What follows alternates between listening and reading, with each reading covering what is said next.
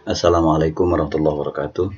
Anak-anak sekalian, untuk pertemuan pagi hari ini atau siang hari ini, kita sampai pada bab kedua tentang kerjasama ekonomi internasional. Namun sebelumnya, mari kita buka lebih dahulu dengan membaca suratul Fatihah. Mudah-mudahan kegiatan pembelajaran daring kali ini diberikan kemudahan oleh Allah. Anak-anak bisa nyambung, hasilnya manfaat, bisa dipahami oleh kalian semuanya, sehingga nanti kalian pada saat ada ulangan harian dan lain sebagainya, anak-anak bisa mengikuti dengan baik dan benar. Ala hadini al-Fatihah. A'udzubillahi minasyaitonirrajim. Bismillahirrahmanirrahim. Alhamdulillahirabbil alamin. Arrahmanirrahim. Maliki yaumiddin. Iyyaka na'budu wa iyyaka nasta'in. Ihdinas siratal mustaqim. Siratal ladzina an'amta 'alaihim ghairil maghdubi 'alaihim waladdallin. Amin.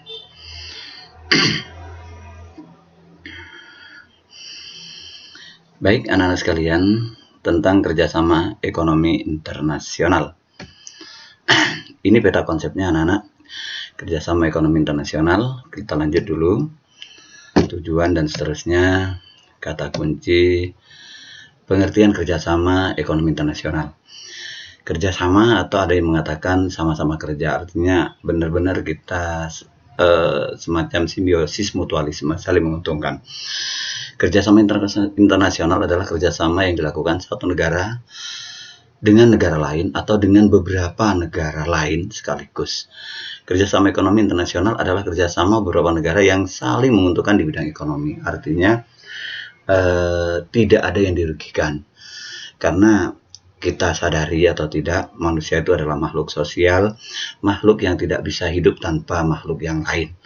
Secara simpel saja, kalau kita buat contoh, pada saat kalian mungkin belajar IPA, ada istilah simbiosis mutualisme antara burung dengan kerbau ya. Kerbau nempel hinggap di burung hinggap di atas kerbau, mengambil kutu yang ada di kerbau, sehingga burungnya menjadi kenyang, dan burungnya untung karena kenyang. Sebaliknya kerbaunya juga demikian, diuntungkan karena kerbaunya terbebas dari kutu yang ada di badannya, sehingga bisa hidup sehat. Itu salah satu contoh simbiosis mutualisme. Kita lanjut, anak-anak sekalian. Manfaat kerjasama ekonomi internasional. Kemajuan teknologi, hal ini dapat dilihat dari aktivitas ekspor impor barang dan jasa. Ada arus ekspor, ada arus impor. Lantas apa yang dimaksud dengan arus ekspor impor? Kita lihat berikutnya. Semakin banyak barang yang diekspor ke luar negeri, artinya ekspor itu menjual barang dari dalam ke luar negeri. Sebaliknya, impor itu adalah membeli barang dari luar memberi barang dari luar untuk masukkan ke dalam negeri, itu namanya impor, atau mendatangkan barang dari luar ke dalam negeri. Semakin banyak barang yang diekspor ke luar negeri, menuntut tenaga kerja untuk meningkatkan kecerdasan, keterampilan, dan kreativitas.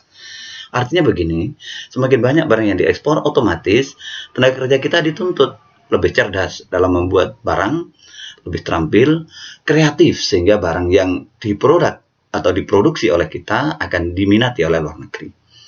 Yang kedua, tingginya permintaan barang dan jasa untuk dalam dan luar negeri dapat menekan harga pokok per unit produksi.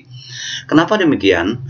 Tingginya permintaan barang dan jasa untuk dalam dan luar negeri. Semakin barang itu banyak yang membutuhkan, otomatis bisa jadi ya harganya semakin tinggi. Nah, tapi tingginya permintaan barang dan jasa untuk dalam dan luar negeri dapat menekan harga pokok per unit produksi. Kenapa? Karena otomatis membuat barang yang dalam jumlah banyak. Dalam jumlah banyak itu dalam artian begini, ada istilah fixed cost, ada variable cost. Kalau variable cost, banyak sedikitnya biaya yang dikeluarkan tergantung banyak sedikitnya barang yang diproduksi. Tapi kalau fixed cost adalah biaya tetap. Otomatis semakin banyak pesanan dari dalam dan luar negeri, otomatis semakin banyak barang yang kita buat. Semakin banyak barang yang kita buat, dengan biaya tetap yang kita keluarkan, maka akan menekan. Biaya tetapnya kan tetap, banyak atau sedikit membuat barang misalnya sewa ruangan, sewa gudang untuk penyimpanan barang. menyimpan barang 100 dengan 10 barang, ya 10 unit barang sama itu sewanya. Otomatis semakin banyak permintaan, semakin banyak barang yang disimpan, semakin banyak barang yang dikirim atau transportasi lah, jasa transportasi. Mengirimkan barang 10 barang ke luar negeri dengan 100 bahkan 1000 barang ke luar negeri, biayanya sama. Nah, ini yang disebut dengan biaya tetap atau fixed cost. Artinya apa? Semakin banyak barang yang kita kirim, otomatis akan menekan biaya pengeluaran yang sifatnya adalah biaya tetap. Otomatis akan menekan harga pokok per unit produksi.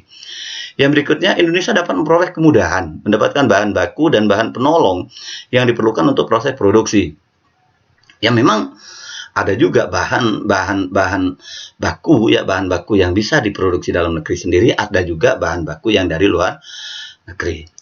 Yang keempat, kerjasama dalam berbagai bidang ekonomi dapat membuka lapangan kerja baru sehingga dapat menurunkan angka pengangguran dan kemiskinan. Ya otomatis ya, kalau kerjasama di berbagai bidang ekonomi dapat membuka lapangan kerja, jelas. Misalnya perdagangan, semakin banyak barang yang kita ekspor ke luar negeri, otomatis menuntut kita membuat barang semakin banyak. Semakin banyak barang yang kita buat, otomatis banyak membutuhkan tenaga kerja. Dengan semakin banyak tenaga kerja yang kita butuhkan, otomatis bisa mengurangi angka pengangguran. Itu dalam bidang perdagangan. Dalam hal tenaga kerja juga gitu. Ya, tenaga kerja, misalnya pengiriman tenaga kerja ke luar negeri, tapi dengan catatan adalah tenaga kerja yang terdidik atau terlatih lah, terampil, bukan tenaga kasar. Berikut anak-anak, kegiatan ekonomi di Indonesia dapat berkembang karena masuknya modal asing. Jelas itu. Makanya ada istilah investor. Investor itu adalah penanam modal atau yang memberikan investasi. Yang berikutnya, Indonesia mempunyai kesempatan untuk menimba ilmu, pengetahuan, dan teknologi dari negara maju. Jelas. Kita juga ya harus menyadari ya, negara kita adalah negara ya mungkin sekarang sudah sedikit beralih ya, hampir beralih kepada teknologi. Tapi sejatinya Indonesia adalah negara agraris, negara yang lebih banyak hidup dalam bidang pertanian. Walaupun sedikit demi sedikit sekarang sudah mulai akan mengalami perubahan banyak yang tidak menekuni dalam bidang pertanian. Namun demikian, kita akui Indonesia mempunyai kesempatan untuk menimba ilmu, pengetahuan, dan teknologi dari negara maju, jelas ya. Berikut, negara dapat mengimpor barang-barang tertentu yang akan mahal apabila diproduksi sendiri. Artinya apa? Barang yang kalau diproduksi mahal harganya. Kenapa? Karena kurangnya tenaga ahli untuk membuat barang itu. Indonesia kaya sebenarnya akan bahan-bahan baku. Andaikan dikelola sendiri di Indonesia, mungkin kita kaya sudah. Contoh sekarang ban aja ya, karet ya, getah karet. Getah karet itu andaikan semuanya diolah di Indonesia, mungkin harga ban, sepeda motor, mobil dan sebagainya mungkin harganya lebih murah. Tapi kita akui bahan mentahnya ada di kebun karet di Renteng, itu juga kebun karet milik kita ya. Kebunnya di sini, diolah bahan mentahnya dari sini, jadi bahan setengah jadi atau bahan baku, dikirim ke luar negeri, diproses di sana, jadilah ban, dikirim ke Indonesia, harganya menjadi mahal. Kenapa? Karena kita masih minim tenaga ahli. Lebih banyak Indonesia itu tenaga kasar dibandingkan tenaga ahli. Berikut anak-anak sekalian, dapat memperkuat daya tawar dan posisi Indonesia di dunia internasional. Ini terkait dengan perdagangan internasional. Kenapa demikian? Indonesia kaya akan sumber daya alam. Bentuk-bentuk kerjasama internasional ya, ekonomi internasional, ada bilateral, ada regional, ada multilateral, ada antar regional berdasarkan tujuan dan lapangan usaha. Kita balik lagi dulu. Kerjasama ekonomi bilateral itu yang gimana, Pak? Kerjasama ekonomi dua negara. Misalnya Indonesia kerjasama dengan Jepang, Indonesia dengan Malaysia, Indonesia, pokoknya dua negara namanya bilateral. Tapi kalau regional itu adalah sekawasan. Misalnya ada se-Asia Tenggara, itu kawasan Asia Tenggara. Ada se-Asia Pasifik dan seterusnya. Multilateral kerjasama dengan beberapa negara. Misalnya ya nanti ada contohnya itu. Antar regional, antar kawasan. Ada juga yang kerjasama sesuai dengan tujuan dan lapangan usaha masing-masing. Kita lihat.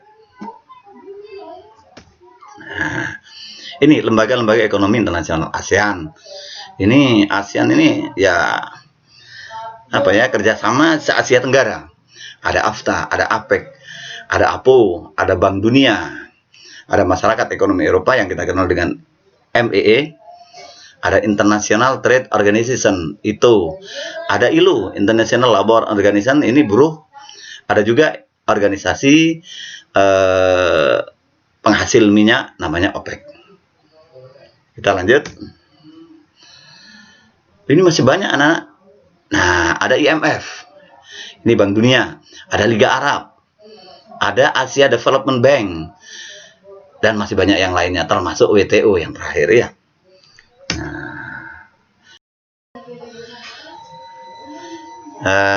Demikian anak-anak materi kita pada kesempatan kali ini.